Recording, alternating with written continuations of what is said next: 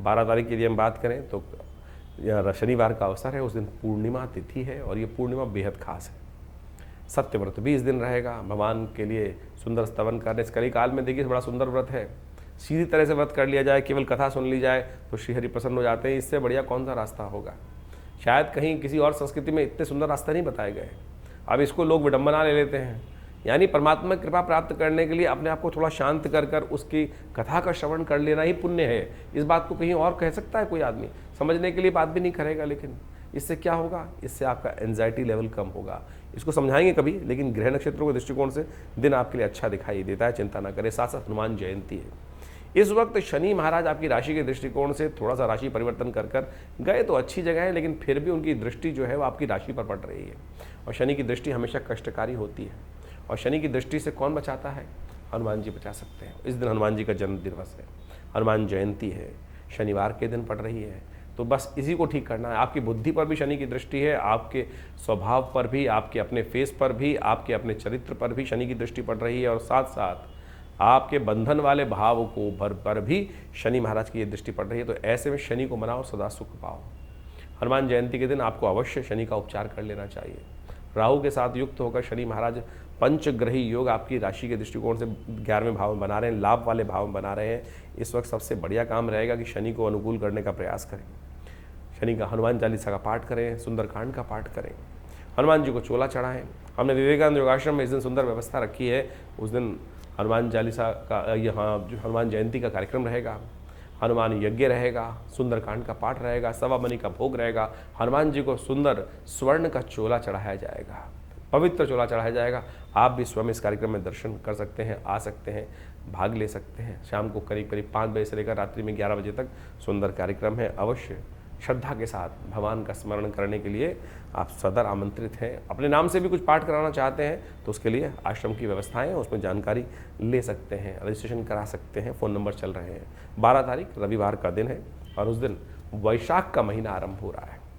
और साथ साथ ग्रह नक्षत्रों के दृष्टिकोण से परिवर्तन का योग है। इस दिन तो चंद्रमा परिवर्तन की तरफ जाएंगे, सूर्य परिवर्तन के लिए जाएंगे और साथ साथ शुक्र भी परिवर्तन के साथ योग बनाते दिखाई दे रहे हैं। ये सारे परिवर्तन आपकी राशि के दृष्टिकोण से यदि हम देखें तो विशेष तौर पर कई प्रकार के संबंध बनाते दिखाई दे रहे हैं। थोड़ा ध्यान रखने की ज़रूरत रहेगी।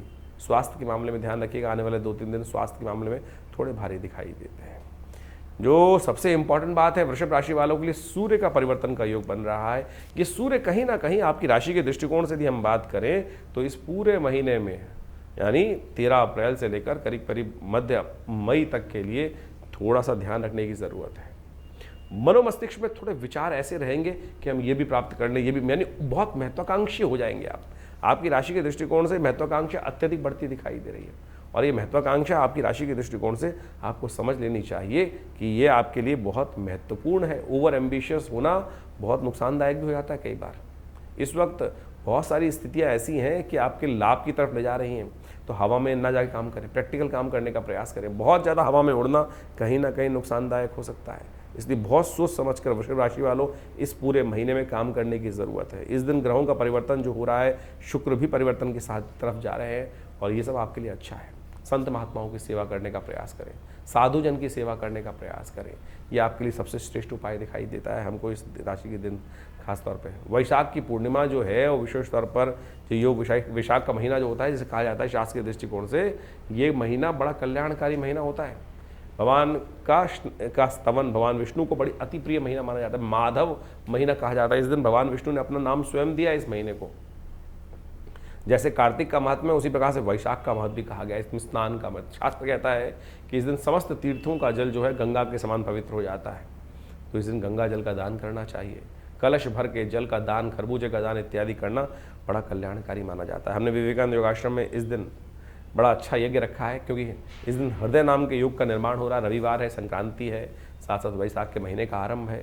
तो इस दिन हमने, और इस बार राजा भी सूर्य हैं और रविवार के दिन योग बन रहा है, तो सोचें कितनी सुंदर स्थिति ग्रहों की बन के तैयार है। ऐसे में विशेष तौर पर आपके लिए अच्छा रहेगा कि गायत्री का यज्ञ करें। और विवेकानंद योगाश्रम में हमने गायत्री का यज्ञ रखा है। सुबह 8 बजे से लेकर करीब करीब 11 बजे तक कार्यक्रम रहेगा, भंडारा रहेगा। तो आप भी इसमें सम्मिलित हो, भगवान की कृपा से कल्याणकारी योग बन सकता है।